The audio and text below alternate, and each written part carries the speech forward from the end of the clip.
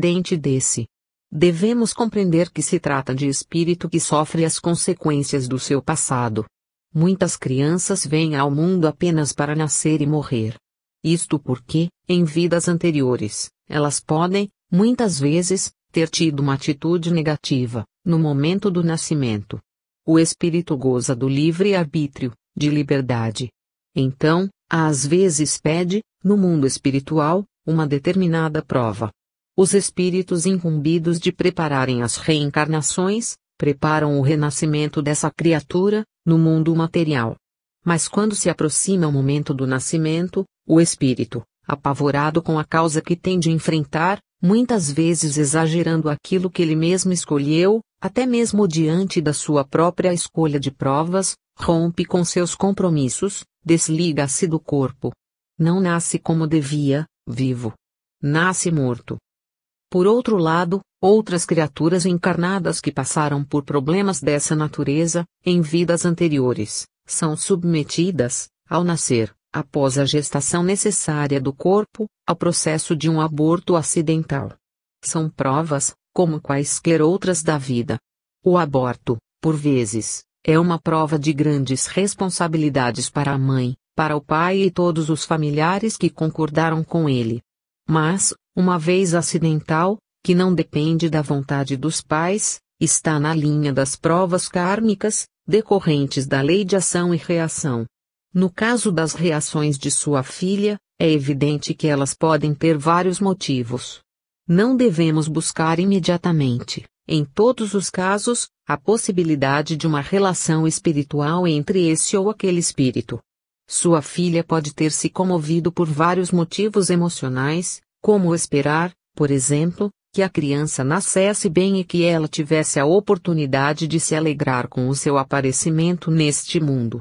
Pode também acontecer que alguma outra emoção profunda, guardada por seu espírito, tivesse provocado essa reação. Não devemos tentar explicar senão aquilo que nos possa dar elementos para a explicação dos problemas. Morte.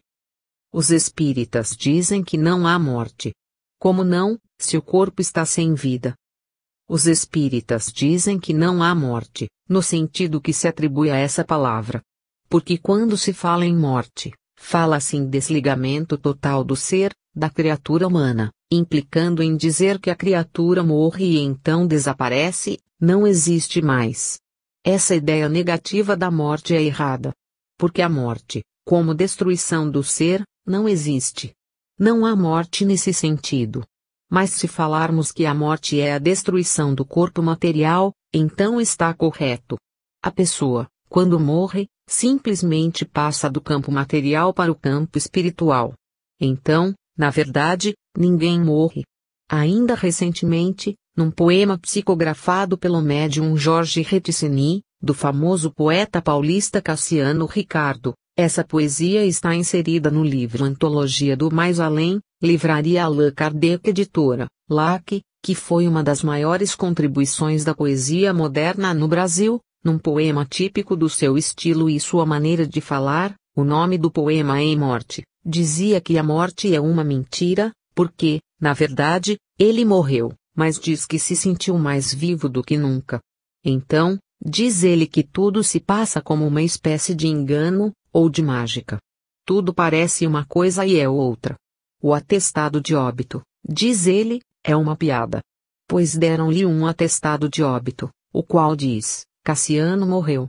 Mas, na verdade, ele não morreu, ele está mais vivo do que nunca. O que acontece é isso. Os espíritas falam que não existe a morte total do ser. E dizem que a morte não existe, para omitir essa ideia de morte. E compreenda que a morte é uma passagem do ser material para um ser espiritual. E que o mundo espiritual é o plano de origem do espírito, um mundo verdadeiro, que corresponde à nossa natureza espiritual, e onde nós temos que viver. Se temos que continuar a viver, porque morremos. Se Deus nos fez imortais, porque nos faz passar pela morte em numerosas vidas. Isso me parece uma incoerência muito grande, da doutrina que o senhor, professor, defende com muita lógica. A doutrina espírita, na verdade, apenas reflete, na sua estrutura conceitual, nos seus princípios, a realidade. Ela é baseada na pesquisa e na observação dos fenômenos.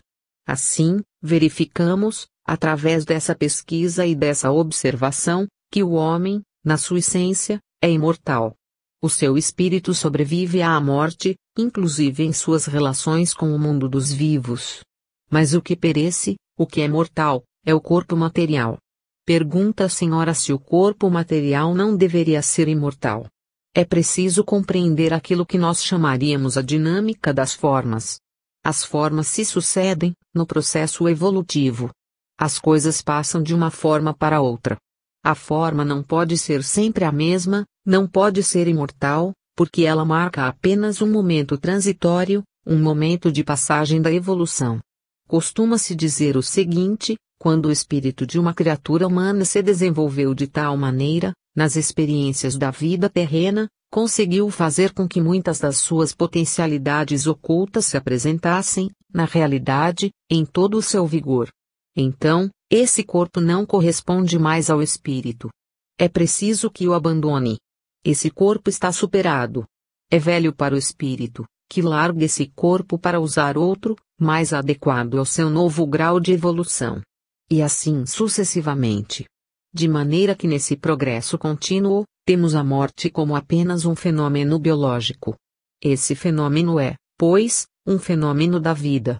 Nós costumamos considerar a morte como a negação da vida. Prêmio Nobel de Fisiologia, Charles Richet, o grande fisiologista francês do início do século, que morreu em 1935, escreveu uma carta dirigida a Cairbar de Souza Chutel, onde dizia o seguinte: a morte é o portal da vida. Richet disse isso porque nas suas experiências de metapsíquica, lidando com os fenômenos de materialização de espíritos, verificou que, na realidade, os espíritos continuam vivos depois da morte e mais livres e mais vivos do que quando viviam aqui na Terra. Por isso, como nos referimos, disse Richet que a morte é o portal da vida. Pela morte, passamos para um plano superior da vida. A nossa visão da morte é bastante mesquinha. Por isso, nós nos aturdimos com ela. Mas, num processo imenso em que se desenvolve o universo, a inteligência de Deus está presente nas mínimas coisas. Morte por assassinato. O espírito de uma pessoa que teve morte natural reencarna. E os espíritos das pessoas que morrem assassinadas encarnam ou ficam vagando. A lei de Deus respeita todas as criaturas e não faz nenhuma diferenciação entre as formas pelas quais as pessoas desencarnam. A desencarnação pode ser natural, provocada, acidental, enfim, há várias maneiras pelas quais as pessoas desencarnam.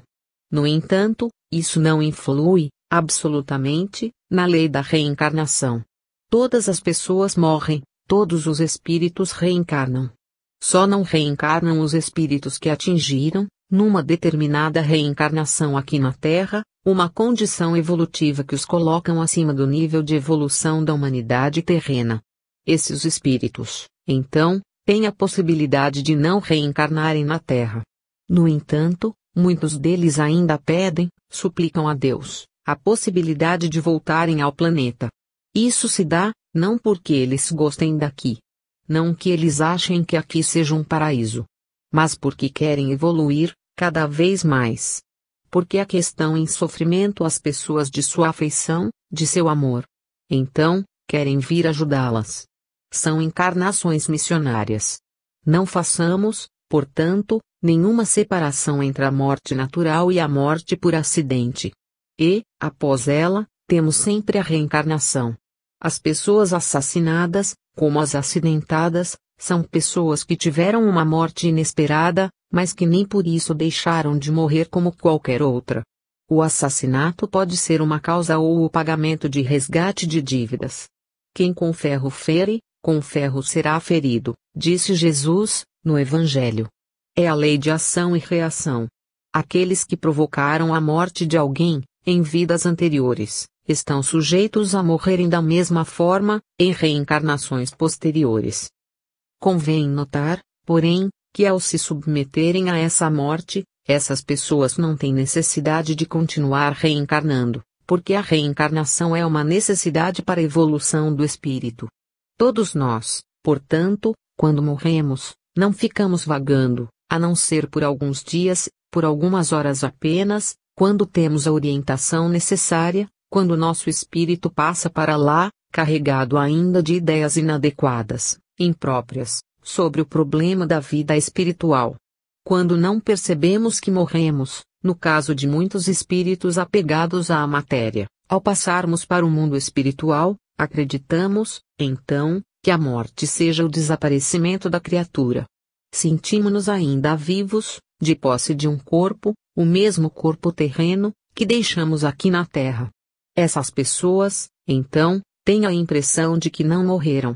Não acreditam, mesmo, que tenham morrido. Têm que ser esclarecidas, socorridas pelos espíritos, que, muitas vezes, as levam a sessões mediúnicas, para que ali, num ambiente mais material, mais adequado à sua condição, através de um médium, recebam, de fato, a informação e verifiquem, de perto, que realmente morreram. Ressurreição espiritual.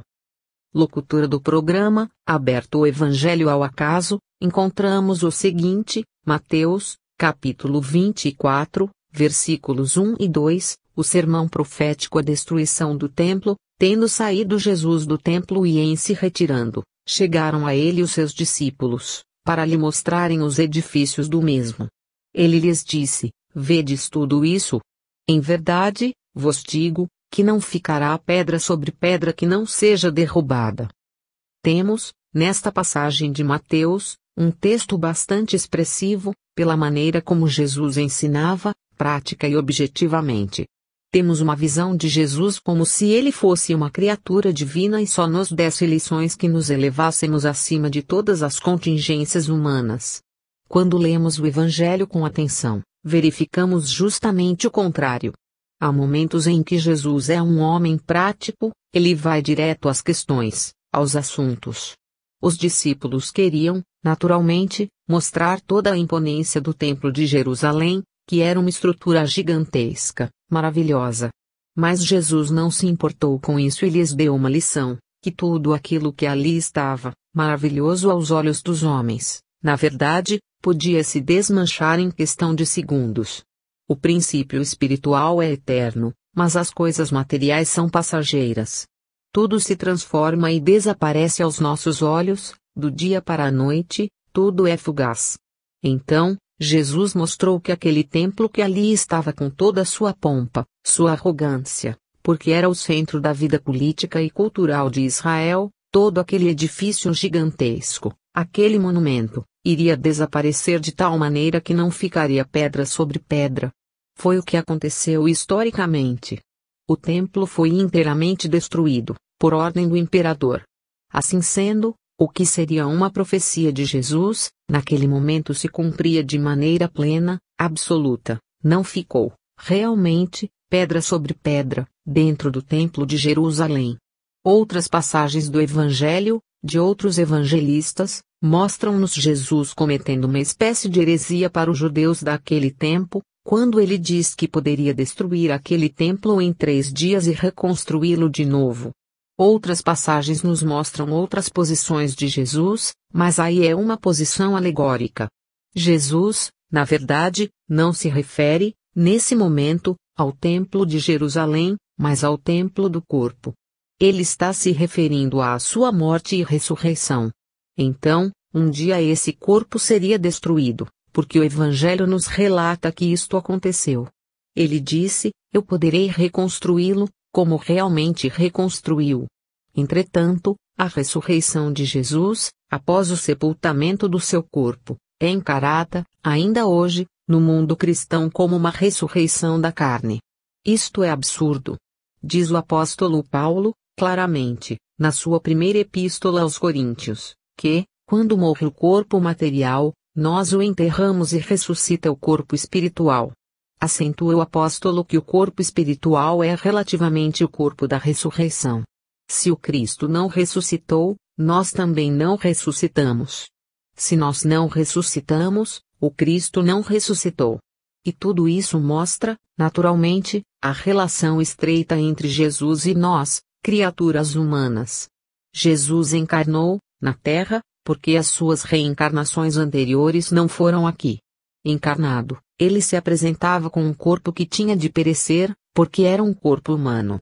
E a ressurreição se deu no corpo espiritual, que é o corpo da ressurreição. Essa passagem, portanto, embora pequenina, implica em problemas evangélicos muito grandes. Iniciação espírita. Iniciei, há não mais que 2 meses, as leituras da doutrina espírita e li o Livro dos Espíritos e o Livro dos Médiuns. Também estou terminando de ler o Evangelho segundo o Espiritismo, de Allan Kardec. Já me sinto em condições de participar ativamente dos trabalhos de um centro espírita, apesar de até agora não ter recebido nenhuma manifestação mediúnica. A filosofia e a lógica me convenceram. Gostaria que o senhor, professor, me desse o endereço de um dos 2 centros espíritas de que o senhor participa, para que eu, mais um colega de trabalho, os conheça, também.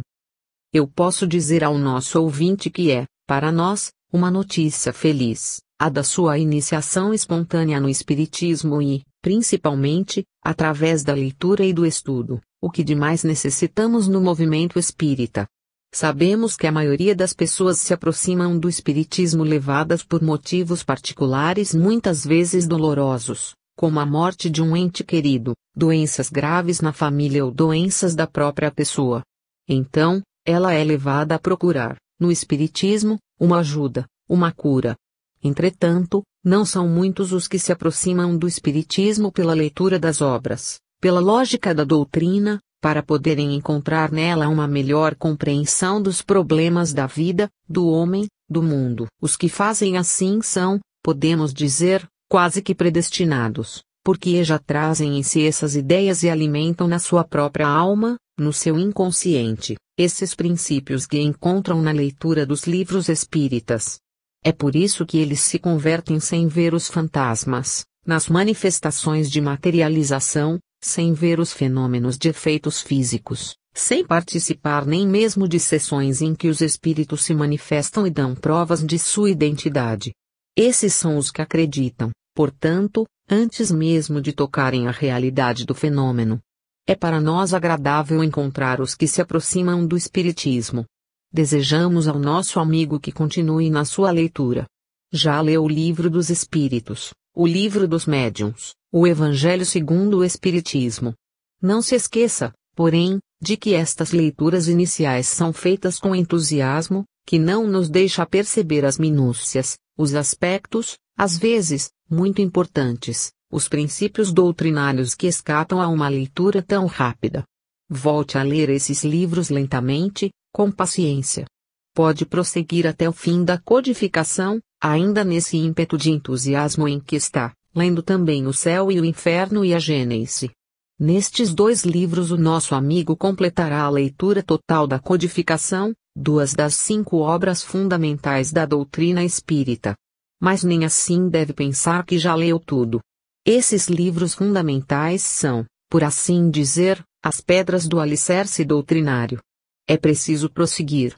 Há muito que ler, muito que estudar. Como exemplo, podemos citar os livros de Leon Denis, Ernesto Bozano, Alexandre Aksakoff, Gabriel Delany e tantos outros companheiros de Allan Kardec, que trabalharam ao seu lado, ou que vieram, posteriormente, enriquecendo o Espiritismo com suas pesquisas, seus trabalhos, seus estudos. É necessário lembrar também que existe a Revista Espírita, de Allan Kardec. São nada menos que 12 volumes, com cerca de 400 páginas cada um, mas é uma coleção indispensável ao bom conhecimento da doutrina espírita. Isto o nosso ouvinte pode observar na própria leitura das obras básicas, onde constantemente há indicações de Allan Kardec, pedindo ao leitor que procure o esclarecimento ou a continuidade de um determinado assunto nesse ou naquele número da Revista Espírita. A Revista Espírita, de Allan Kardec, já existe, felizmente, no Brasil, editada em português em 12 volumes. Posteriormente a Kardec, a revista continuou sendo publicada. Mas o que nos interessa, sob o ponto de vista doutrinário, é a coleção referente à época do codificador, 1858 a 1869, porque não traz somente o seu pensamento, mas também os fatos que ele observou, as pesquisas que fez durante cerca de 12 anos, na Sociedade Parisiense de Estudos Espíritas.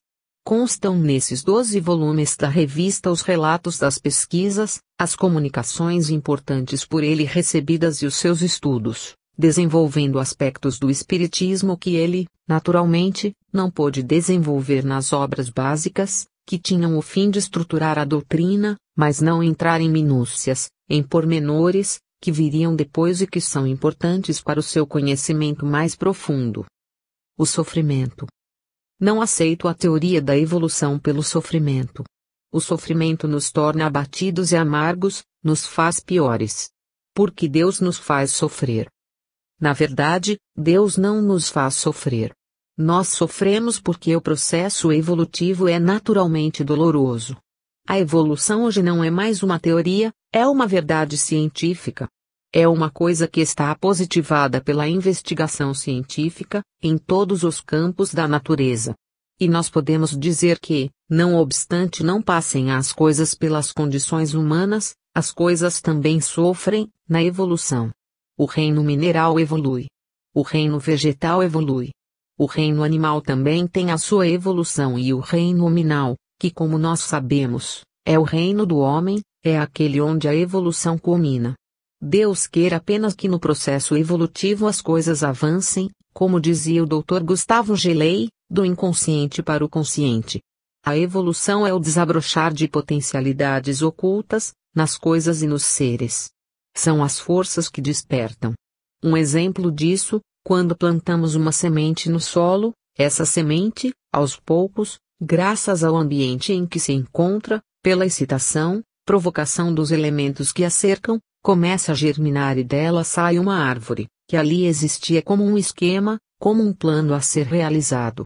Mas para realizá-lo, quanto esforço foi necessário? A semente rompe a sua casca. Isso, no plano humano, consideraríamos como dor. No entanto, no plano vegetal, pensamos que não há dor, como aquela que sentimos aqui no plano humano. Mas há um esforço, uma luta, uma batalha, para que a semente consiga romper a sua própria casca e dessa casca possa então brotar, germinar aquela planta que realmente vai se desenvolver. Tudo isso nós poderemos considerar como sofrimento. Mas esse sofrimento nada é, diante da eternidade das coisas. No mundo nada perece, tudo se transforma. No universo inteiro a vida canta vitoriosa sobre a dor, o sofrimento, a morte. Onde há morte há sempre uma passagem da vida, de um plano inferior para um plano superior. Deus não quer que soframos e não nos faz sofrer. O processo evolutivo natural exige de nós, de todas as coisas, um esforço contínuo, para a superação própria. Mas essa caminhada de superação é a busca da felicidade. Nós caminhamos para a felicidade, para a plenitude espiritual. Os caminhos da salvação. Gostaria que o Senhor mandasse um espírito materializado aparecer no meu quarto, à noite. Se isto acontecer, eu viro espírita. Seria muito interessante que o Senhor visse um espírito materializado. Mas não precisa virar espírita por isso. Eu gostaria de explicar ao Senhor o seguinte: nós, espíritas, não temos nenhum interesse em que o Senhor vire espírita. Ninguém vira espírita. Nós divulgamos a doutrina espírita por uma questão de consciência, por um dever moral. A doutrina espírita traz grandes consolações para as pessoas. Além disso, ela esclarece as pessoas a respeito da vida humana na Terra, sobre os deveres do homem, sobre o que ele deve fazer para viver melhor, não somente aqui neste mundo, mas também no mundo espiritual. Assim, é o nosso dever divulgar a doutrina, levá-la ao conhecimento das pessoas que desejam conhecê-la. Por isso, fazemos a sua divulgação. Mas não é com a intenção de fazer prosélitos, adeptos convertidos a uma doutrina. As religiões proselitistas são religiões organizadas em torno de igrejas. Elas precisam de adeptos. Tem um dogma, que é o dogma da salvação. De acordo com o mesmo, as pessoas só se salvam através daquela determinada igreja. Então, Elas precisam fazer proselitismo, procuram convencer as outras pessoas para elas, porque, se acreditam que ela é o único caminho da salvação, é necessário que os seus adeptos compreendam isso e trabalhem para trazer outras pessoas àquele caminho de salvação. No Espiritismo, a salvação existe para todos. Nós não consideramos ninguém excluído da salvação. A salvação, para o Espiritismo, se processa através da evolução. O espírita se salva da ignorância, do erro, do egoísmo e da maldade evoluindo. Não há perdição no inferno. O inferno é uma alegoria, não existe. A perdição é o estado de ignorância, de miséria, da situação inferior da criatura. Não é uma perdição total, mas em sentido passageiro. Enquanto a pessoa permanecer naquele estado, ela está perdida, por assim dizer. Está num plano inferior, sofrendo, mesmo que pense que está muito bem. O seu espírito sofre uma tremenda pressão, naquele estado inferior em que se encontra. Então o Espiritismo não procura fazer com que essas pessoas venham a tornar-se espíritas para se salvar. Porque todos se salvam, sejam materialistas, sejam espíritas, católicos, protestantes ou não tenham religião alguma, nem posição filosófica nenhuma. Não importa. A evolução é um processo contínuo. Ela se desenvolve no tempo, incessantemente. E nós evoluímos, queiramos ou não. Como dizia um poeta tchecoslovaco, nós amadurecemos, mesmo que não queiramos. Todos nós amadurecemos nas vidas futuras, através das reencarnações. Com o desenvolvimento de nossas potências interiores, de nossos poderes espirituais, vamos superando a ignorância, a maldade e o egoísmo e nos tornando capazes de viver uma vida mais ampla e mais bela. Esta é a única salvação que o Espiritismo admite. No Espiritismo não existe igreja, não existe clero. Existem apenas agrupamentos de pessoas, que constituem grupos espíritas, centros espíritas, ou sociedades espíritas de vários tipos. Mas essas sociedades são sociedades civis, devidamente registradas em cartórios. A filiação, por exemplo, a uma federação, não é nunca obrigatória. Filia-se a um centro aquele que deseja beneficiar-se de seus favores, ou dos favores que as federações podem dar aos diversos centros filiados. Cada sociedade espírita é autônoma e deve reger-se por si mesma. Enfim, no Espiritismo não há esse interesse de proselitismo. Eu não posso mandar um espírito materializar-se no seu quarto, porque não sou mágico nem feiticeiro. Quem manda nos espíritos são os mágicos. É uma suposição, claro. Eles não mandam coisa alguma. Mas a magia parte desse princípio: o feiticeiro usa certos instrumentos, certas coisas, faz certas misturas e julga que, com isso, submete os espíritos ao seu domínio. Então eles podem mandar o espírito para cá, para lá, como exemplo, num despacho, onde manda-se um espírito inferior atacar uma pessoa. Isto é um ato de magia. No Espiritismo não existe magia. Nós sabemos que os espíritos são livres. São criaturas humanas como nós e mais livres do que nós, porque já não pertencem mais ao mundo terreno. Não dispõem de um corpo material que os iniba, que perturbe as suas atividades. Dessa maneira o espírito, assim liberto, é mais livre do que nós. Não é porque nós o chamamos, o evocamos, que ele vai submeter-se a nós. Não temos poder nenhum para submetermos um espírito à nossa vontade. Consequentemente, eu não posso fazer este ato de magia, que é mandar um espírito materializar-se no seu quarto. Mas pode acontecer que o Senhor tenha mediunidade, para ver um espírito diante de si, de repente. Eu peço a Deus que isso aconteça, a qualquer momento, não para torná-lo espírita, mas para que o Senhor tenha sua própria experiência, que seria muito interessante. Romances Barrabás, Lázaro e Madalena. O romance Lázaro, do prezado professor, é uma obra inspirada pelos espíritos, é obra mediúnica, ou de sua própria invenção, como escritor. Eu não sou médium psicógrafo. Não obstante, todos nós temos mediunidade. E aquilo que a gente chama de inspiração, vem, às vezes, do nosso próprio interior, do nosso inconsciente. Quando tocamos em um assunto qualquer, um objeto qualquer, um fato que desperta, que provoca nossas ideias profundas e essas ideias nos vêm à tona, elas passam do plano subliminar da consciência para o plano supraliminar. É nesse momento que sentimos um ímpeto de escrever, desenvolver certos assuntos, ímpeto esse a que damos o nome de inspiração.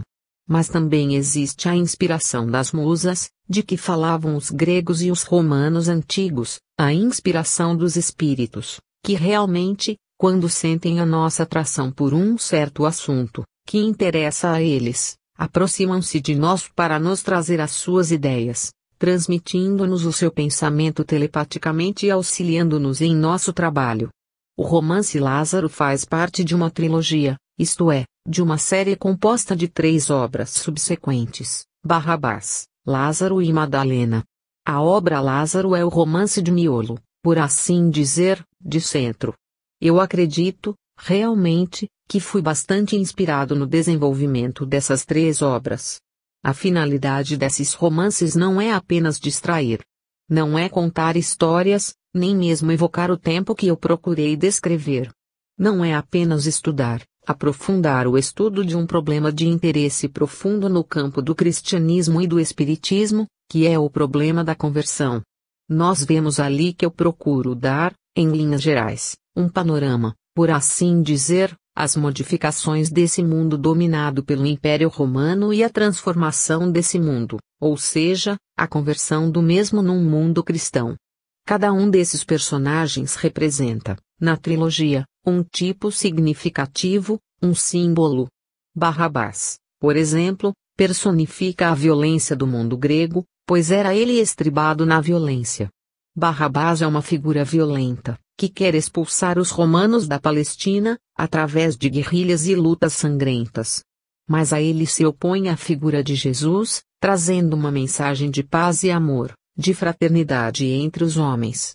Na novela Barrabás temos a luta da violência contra a não-violência. Do mundo novo que vai surgir em Lázaro, temos o problema da impureza, o mundo impuro, considerado assim porque inteiramente dominado por princípios não somente de violência, como também de sensualidade. Esse mundo que vai nascendo, o mundo cristão, o mundo ideal, arranca o homem da animalidade, para conduzi-lo à espiritualidade. Lázaro simboliza, principalmente na sua vida, essa passagem, essa transição da consciência humana, de um plano para o outro. Em Madalena temos a conversão, no seu sentido mais profundo, que é o princípio do amor dionisíaco, o amor, podemos dizer assim, demasiadamente carnal, dos tempos antigos, que predominava no império, que dominava até mesmo a coluna grega. Esse amor converteu-se, na pessoa de Madalena, no amor sublime, espiritual, do Cristo. Madalena era, como sabemos, uma mulher cortesa, que, de acordo com as regras do tempo, exercia o seu poder feminino sobre os homens, para influir em todos os sentidos, na política do tempo, e dominar os palácios reais. Essa mulher, entretanto, depois de encontrar-se com Jesus, converte-se numa criatura santificada, depura-se. Jesus a liberta dos 7 demônios que a perseguiam, dos espíritos inferiores que a dominavam, que a torturavam e que a prendiam nas ideias inferiores da terra, para que ela se convertesse naquilo pelo qual ansiava o seu espírito, a pureza, a beleza e o amor sublime. Jesus toca o seu coração e sua consciência e a desperta para isso. Temos em Madalena a conversão, no seu momento mais profundo, naquilo que toca a emotividade, a afetividade das criaturas, que se transformam moralmente, no mais profundo de si mesmas. Essa trilogia me foi dada como inspiração, certamente de espíritos bondosos, interessados nesse problema, que viram em mim, por certo, a possibilidade de fazer alguma coisa em favor do desenvolvimento desse tema. É assim que eu lhe posso responder, que, realmente, nós que escrevemos, como todos os que trabalham dedicadamente em qualquer coisa, conhecemos a inspiração. Nós sabemos que não só o artista é inspirado, mas o homem de trabalho, que realmente se devota ao seu ofício, também é inspirado na execução de seus serviços e essa inspiração está sempre presente, quer sejamos espíritas ou não, quer sejamos médiums ou não. A inspiração não depende mais do que o sopro do Espírito sobre nós, transmitindo-nos as suas ideias e suas emoções, para que sejamos impulsionados por elas. O romance Madalena me deu mais trabalho do que eu imaginava, porque envolve problemas sérios, no tocante à psicologia humana e ao desenvolvimento da criatura humana na Terra.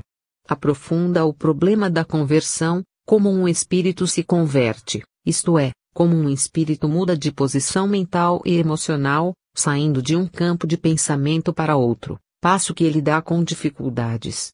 No caso de Madalena, essas dificuldades foram enormes. Mediunidade e lei de causa e efeito. No cumprimento da lei de causa e efeito, quem não é médium está numa condição mais satisfatória do que quem o é. O seu raciocínio, feito assim, de um ponto de vista puramente terreno, circunstancial, parece certo. Mas, na verdade, não é isso o que acontece. O médium não é apenas submetido a um processo de resgate kármico, através da mediunidade. Os resgates kármicos, assim chamados, são as reparações de nossas faltas, de nossos erros, de nossos abusos, de nossos crimes, cometidos em vidas anteriores, contra outras pessoas. Então, nós temos vários tipos de relacionamento, nesse resgate. Quanto ao nosso relacionamento pessoal, nesta encarnação, com pessoas a quem prejudicamos em uma encarnação anterior, por exemplo, esse resgate se passa no plano social. Nós nos encontramos com essas pessoas, seja dentro da nossa família, na nossa própria casa, seja nas nossas relações sociais. Elas nos acarretam, naturalmente, várias dificuldades, porque têm, por assim dizer, o que cobrar de nós. É preciso compreender que esse negócio de cobrar e de pagar é puramente figurativo, simplesmente simbólico. Essas pessoas então nos cobram, por assim dizer, o que fizemos de mal para elas, em vidas passadas. Nós, agora, temos de reparar esse mal. É com essa intenção que viemos aqui, a esta encarnação. Nós pedimos a oportunidade de reparar o mal que fizemos a essas pessoas, por uma questão muito simples, porque a nossa consciência espiritual nos acusa. Ela tem para nós um peso esmagador, enquanto não conseguimos reparar aquilo que fizemos de mal. É, portanto, uma questão de remorso, remorso espiritual. Além desse relacionamento social, nós temos também o relacionamento espiritual. São espíritos de pessoas que sofreram conosco, que foram por nós perseguidas, maltratadas, injustiçadas. Esses espíritos, então, se aproximam, querendo, na atual encarnação, que lhes paguemos aquilo que lhes devemos pagar, figuradamente, quer dizer repararmos, junto a elas, o mal que lhes cometemos. Se formos médiuns, o resgate, nesse sentido, pode ser feito através da convivência com espíritos perturbadores, obsessores, infelizes e, portanto, espíritos que estão sofrendo na vida espiritual não só pela sua inferioridade própria, mas também porque os lançamos em situações difíceis, despertamos neles sentimentos de revolta e de vingança, com as nossas injustiças, com a nossa arrogância do passado. Então, se formos médiuns, temos a obrigação, o dever de, através de nossa mediunidade, conduzir esses espíritos sofredores ao esclarecimento necessário. É nesse caso, nesse ponto, que se diz que a mediunidade é uma provação. Mas, na verdade, a mediunidade não é provação nem prêmio. É simplesmente uma faculdade humana natural. Todos somos médiuns. Por quê? Em que consiste a mediunidade? Consiste numa faculdade que tem certas pessoas de se relacionarem com os espíritos e servirem para que estes se comuniquem, possam falar com as pessoas do nosso plano material, encarnadas na Terra. Essa faculdade, como todas as faculdades humanas, é mais acentuada em alguns indivíduos e menos em outros. Acontece, então, que chamamos de médiuns as pessoas que têm essa faculdade bastante aguçada e que, por isso mesmo, estão acentuadamente sujeitas à influenciação dos espíritos. É um desenvolvimento, para a transmissão de comunicações. Chamamos de médiuns, especificamente, Essas pessoas que possuem a mediunidade em alto grau, a sensibilidade mediúnica bem desenvolvida, assim como chamamos de artistas as pessoas que têm o senso estético bem desenvolvido. É uma questão, portanto, individual, de cada um. Não é a mediunidade, em si, que constitui a aprovação. A aprovação decorre daquilo que fizemos, daquilo que, em vidas anteriores, praticamos para com as pessoas com as quais nos relacionávamos. Nesse sentido, quer o indivíduo tenha ou não a sensibilidade mediúnica aguçada, ele estará sujeito a essas condições, estará sujeito à mesma provação. Poderíamos dizer que, em alguns casos, sendo médium, a vida do indivíduo torna-se para ele mais fácil. E mais fácil pode se tornar a solução do seu problema, porque ele pode colocar-se como um instrumento de salvação daqueles espíritos que estão em situação muito difícil, no mundo espiritual. Ela pode contribuir com a sua mediunidade para recuperá-los, para esclarecê-los, elucidá-los. Nesse caso, essa situação poderia oferecer uma grande oportunidade para a evolução espiritual do médium. Se essa pessoa não for médium, ela pode, entretanto, fazer a mesma coisa, porque a sua conduta, na vida atual, o seu comportamento, a sua maneira de encarar os problemas humanos, vão influenciar os espíritos que dela se aproximam com instintos vingadores e que, entretanto, observam que a pessoa se modificou, que melhorou, transformando-se moralmente, e isso serve de lição, de exemplo, para que esses espíritos também procurem melhorar, se esclarecer. A mediunidade não pode ser encarada, assim, como provação. A provação se dá, tanto através da mediunidade como fora dela. Por exemplo, pessoas que nunca foram médiuns, que não são médiuns, de repente se mostram obsedadas, perturbadas, por influenciação espiritual. Precisam, então, recorrer aos centros espíritas, frequentar os tratamentos espirituais, para que aquelas entidades perturbadoras sejam afastadas, não no sentido do exorcismo, expulsas do indivíduo, afastadas para longe dele, por um processo mágico que vem da mais remota antiguidade, mas afastadas através do esclarecimento, no sentido de reconciliação, de esquecimento das mágoas do passado. Foi por isso que Jesus disse, no Evangelho, acerta o teu passo com o teu adversário, enquanto estás a caminho com ele.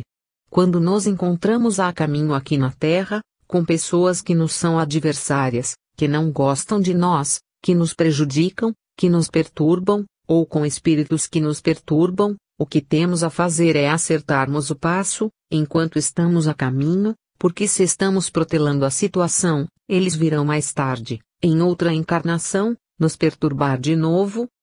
A lei, portanto, é geral e não faz discriminação, não privilegia a ninguém.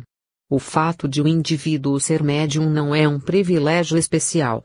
Mas a mediunidade pode, também, ser uma conquista do indivíduo. Através do estudo perseverante e orientação adequada nos centros espíritas, ele pode desenvolver a sensibilidade mediúnica, a sua capacidade de percepção extrasensorial, como diz a parapsicologia. E esse desenvolvimento lhe proporciona, como a recompensa de uma conquista por ele realizada, a sua própria evolução, a possibilidade de melhor tratar da solução de seus problemas anteriores. Os médiuns e as doenças. Um grande médium brasileiro foi operado num hospital de São Paulo, há alguns meses. Esse mesmo médium dá receitas para muitas pessoas e se trata com médicos. Como explicar a contradição? Não há contradição nenhuma. Os médiuns curadores dão receitas e também sofrem doenças. Eles podem curar os outros e, às vezes, não podem curar-se a si mesmos. No tocante ao fato de os espíritos curarem as pessoas, através dos médiuns, e não curarem o próprio médium, devemos compreender que a cura dos espíritos é praticada num caso ou em outro, quando se faz realmente necessária, quando é necessário um socorro que, às vezes, a medicina terrena não pode dar à pessoa doente. Desse modo, o problema da cura espírita não é, como se pensa, uma cura generalizada, ou seja, os espíritos não podem curar todo mundo, a todo momento. Por outro lado, há doenças, e mesmo epidemias, que decorrem de processos kármicos, ou seja, de relações de existências anteriores, de pessoas que se encontram presentes agora, aqui na nossa vida atual. Nesses casos, os espíritos não podem intervir nesses processos kármicos, que são, por assim dizer, condicionamentos provindos de ações e atitudes das pessoas em vidas anteriores, repetindo-se, na vida atual, às vezes de maneira muito intensa. Cabe a nós, criaturas humanas, tomar providências, aqui na Terra. No tocante às condições que podem ou não favorecer a transmissão de doenças ou a eclosão de epidemias, é uma situação curiosa, que acontece com muitas criaturas no mundo. Elas podem, através de uma bênção, curar pessoas e às vezes não podem curar-se a si mesmas, porque as doenças que estão sofrendo são provas pelas quais elas têm que passar, aqui na vida terrena. O médium Arigó. É possível que um médium possa, com um passe, curar uma doença numa pessoa, mas não possa curar a mesma doença nele próprio, porque se trata de uma prova pela qual está passando nesta vida, algo que certamente foi provocado por ele mesmo, pelo seu espírito, uma experiência decorrente de suas atitudes em vidas anteriores. Nós todos estamos sujeitos a essas doenças kármicas. Como exemplo, podemos citar o médium José Arigó, um dos maiores médiums de cura que já passaram pelo mundo, de extraordinária capacidade curadora, não apenas como cirurgião, praticando a cirurgia paranormal, mas também um médium capaz de curar uma pessoa através de um passe. Na verdade, não era ele quem curava. Eram os espíritos e, particularmente, o espírito do Dr. Adolfo Fritz. Entretanto, Arigó sofria do coração. Os cientistas norte-americanos que estiveram no Brasil chegaram a verificar um fenômeno curioso, nas pesquisas sobre Arigó, quando o médium estava submetendo-se ao exame deles, revelava-se o cardíaco em estado perigoso, mas quando Arigó incorporava o Dr. Fritz, isto é, quando ele recebia esse médico do plano espiritual para receitar os exames médicos através de toda a aparelhagem rica e minuciosa que os americanos trouxeram para o Brasil, não acusavam nenhuma deficiência cardíaca em Arigó, porque ele estava sob a influência do Dr. Fritz, que supria suas deficiências cardíacas, naquele instante. Então isso mostra muito bem que o Dr. Fritz tinha a possibilidade de curar Arigó, mas ele não podia curá-lo, porque Arigó tinha aquela doença como uma espécie de prova, a que tinha de submeter-se nesta vida, como realmente se submeteu. Magia, exorcismo e obsessão. O que é magia simpatética?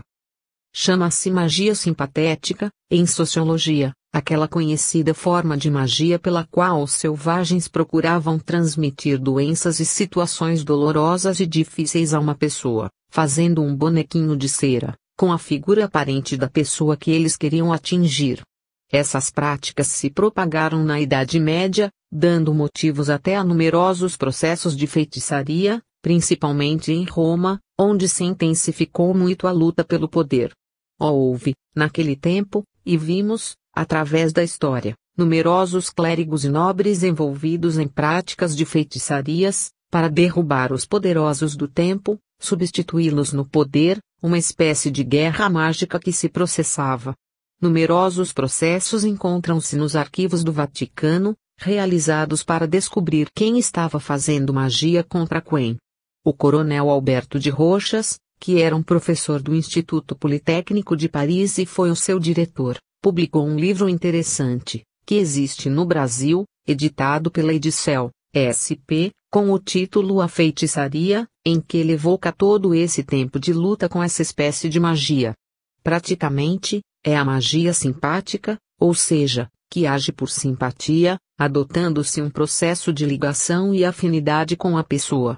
Então, através dessa simpatia que se estabelece, quer dizer, dessa relação simpática, entre a pessoa e o feiticeiro tendo em mãos um pouco de cabelo da pessoa, um objeto de uso dela ou outra coisa qualquer, e fazendo a imagem da pessoa através da qual ela age, pode atingir a pessoa. Isto é o que se chama magia simpatética, em sociologia. A prática do exorcismo não deveria ser proibida pelo Papa? Eu não compreendo, meu caro ouvinte, Como você quer que o Papa proíba a prática do exorcismo, que é uma prática do catolicismo? Sua Santidade, o Papa, é o chefe supremo da Igreja Católica. De maneira que ele não teria motivo nenhum para decretar essa proibição. Além disso, a prática do exorcismo, que vem das religiões mais antigas do Oriente e mesmo do cristianismo, procede diretamente do judaísmo. Os judeus praticavam e praticam até hoje uma forma de exorcismo, a mesma que deu origem à forma de exorcismo do catolicismo. Não há motivo, pois, do ponto de vista da sua pergunta, que o Papa viesse a proibir o exorcismo, a menos que o mesmo estivesse prejudicando a sua igreja.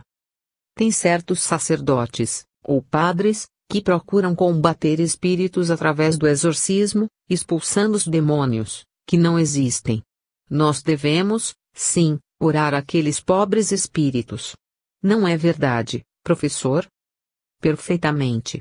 Porque são espíritos inferiores, sofredores e que se servem do nome do diabo como uma forma de amedrontar mais, não só aquela pessoa que eles estão atingindo, como as outras pessoas que querem salvar o obsedado, o perseguido. É necessário que, ao invés de afastarmos os espíritos com práticas de expulsão, que pertencem a um passado longínquo, remoto, da humanidade, nós, que compreendemos o problema e sabemos que os espíritos que atuam sobre uma pessoa são nossos próprios irmãos em humanidade, criados por Deus e filhos de Deus, como nós mesmos, dediquemos um pouco de atenção a eles, porque estão num plano bastante inferior da espiritualidade. Nesse plano eles não têm felicidade, não têm alegria e sofrem. Eles levam uma vida, muitas vezes, de mais sofrimento do que aqui na Terra. Se procuram atacar uma pessoa, é porque querem vingar-se de alguma coisa que lhes fora feita em vidas anteriores. É necessário que nós compreendamos e deixemos de lado as práticas violentas de expulsão dos espíritos, apelando para as práticas espíritas de desobsessão, que são práticas de doutrinação, através das quais tanto se doutrina o obsedado quanto o obsessor.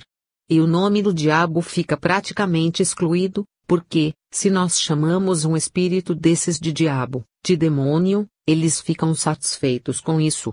Porque eles acham que estão se impondo, que nos estão atemorizando, ao passo que, tratando-os como criaturas humanas, o que na realidade o são, conseguimos tocar-lhes o coração e a consciência. Pois todas as criaturas, encarnadas e desencarnadas, mesmo aquelas que nos pisam e nos maltratam, têm consciência, afetividade e sentimentos. E quando tocamos nesses pontos de suas personalidades, elas se arrependem do que fizeram, se convertendo, mais cedo ou mais tarde, ao bem. Às vezes eu fico toda esquisita e me vem um pensamento assim: não gosto deste planeta. Gostaria de ir logo para outro. Então, vem à minha mente a imagem de um lugar que parece que conheço. Isto se passa logo e parece que saí de um sono hipnótico. É bom que a senhora tenha cuidado com essa situação, porque, em geral, isso decorre de uma condição do nosso próprio espírito. A senhora não se sente bem na vida terrena, o seu espírito desejaria coisas que não encontra aqui na Terra. Pode ter saudades, reminiscências de paragens do espaço onde viveu, de uma vida mais feliz do que aqui. Então o seu espírito, ao lembrar-se dessas coisas, numa lembrança vaga que parece uma aspiração secreta, que sobe do íntimo, cai num estado de melancolia. Há em O Evangelho segundo o Espiritismo um capítulo chamado Melancolia, que a senhora deve ler.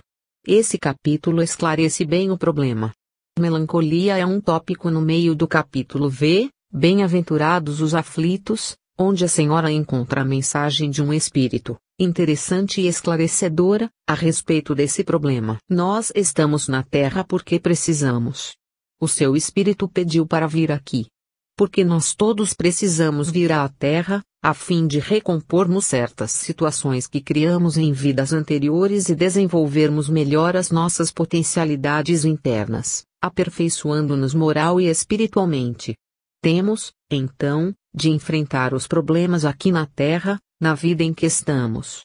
Mas quando essas sensações, que nos proporcionam um desejo de fuga, como no seu caso, nos atingem e nos querem levar para longe da realidade, nos querem afastar do cumprimento dos nossos deveres imediatos, aqui na Terra, isso pode ocorrer, ainda, devido à influência de espíritos interessados em perturbar a nossa evolução, de espíritos que vêm atrapalhar-nos e que incentivam isso, com suas ideias. Esses espíritos começam a nos transmitir pensamentos favoráveis àquilo que estamos pensando e vamos nos aprofundando, cada vez mais, nessa situação aleatória de abandono, alienando-nos do ambiente e da realidade, procurando uma felicidade impossível neste mundo, ou querendo escapar deste para outro mundo melhor. Esses pensamentos nos fazem deixar de cumprir muitos dos principais compromissos aqui na Terra e, então, teremos que ficar mais apegados, ainda, ao planeta, pela necessidade de cumprir, em vidas posteriores, o que deixamos inacabado. Fuja, portanto, cara ouvinte, disso. Evite essas situações. Quando isso ocorrer, leia a mensagem, Melancolia, de O Evangelho segundo o Espiritismo, eleve seu pensamento a Deus. Peça forças para continuar. E não se entregue a essas sensações, porque isso depende, principalmente, da nossa força interior. Se a senhora se recusar a entregar-se, não cairá nesse estado. O Apocalipse. Comentário de Herculano Pires após a leitura do capítulo 22, versículo 8, do livro Apocalipse. Chegamos, amigos ouvintes, à hora do Evangelho de Jesus, em espírito e verdade. Não para sermões, mas para explicações. O Evangelho aberto ao acaso nos oferece, em Apocalipse, capítulo 22, versículo 8, a seguinte passagem: E eu, João, sou aquele que vi e ouvi estas coisas. E, havendo-as ouvido e visto, prostrei-me aos pés do anjo que mais mostrava para adorar. Ele me disse: Vê, não faças tal. Sou um servo contigo, com teus irmãos, os profetas e com todos aqueles que guardam as palavras deste livro. Adora a Deus. Estas palavras, estes versículos, estão praticamente no final do livro Apocalipse, que é, como sabemos, o último livro do Novo Testamento. O Apocalipse é um dos livros de mais difícil discussão, de mais difícil debate, porque é o de mais difícil interpretação. Nos meios religiosos do cristianismo, em suas várias religiões, em suas várias seitas e ramificações, encontramos interpretações, as mais diversas, para as passagens dos versículos deste livro, que é o Apocalipse de João. Sabemos que João recebeu este Apocalipse na ilha de Patmos. E, ao recebê-lo, ele considerou que era o próprio Jesus quem estava lhe transmitindo uma mensagem profética, através das alegorias que enchem todo esse livro de um brilho, de uma beleza estranha, cheia de imagens, muitas vezes fulgurantes e, às vezes, assustadoras. Entretanto, a verdade é que esse livro se insere, por assim dizer, na sequência dos muitos apocalipses, que, naquele tempo, eram publicados na Judéia. Houve, na Judéia, uma fase apocalíptica, assim definida pelos historiadores do cristianismo, por aqueles que pesquisaram o processo do advento e propagação do cristianismo em nosso mundo, e continuam estudando até hoje, descobrindo novos materiais de estudo, novas inscrições, novos documentos, que possam ir esclarecendo, pouco a pouco, como nasceu e se propagou o cristianismo. O que se sabe em definitivo, desde as pesquisas de Renan até as atuais, é que na era apocalíptica, houve pelo menos uma centena de apocalipses, ou mais, que se propagaram por toda a Judéia. Todos eles referiam-se a fatos espantosos, a calamidades terríveis, que iam abater-se sobre Jerusalém, sobre a cidade santa, sobre a terra, e iriam transformar o mundo. Entretanto, o Apocalipse de João foi o que mais sobressaiu, por ter sido aquele que o recebeu uma figura exponencial do cristianismo nascente e um apóstolo que nos mostrou, principalmente pelo seu Evangelho, o Evangelho segundo João, a grandeza do seu espírito e, ao mesmo tempo, de sua inteligência. Por ser, portanto, proveniente de um espírito dessa envergadura, o Apocalipse de João foi considerado, muito especialmente pelos cristãos, como um documento importante da profecia messiânica, que começou com o advento de Jesus Cristo. Não obstante, os historiadores do cristianismo acham que este Apocalipse se refere, particularmente, à época do Império Romano. Toda a destruição que viria, toda a modificação que surgiria, estava sendo profetizada com referência à queda do Império.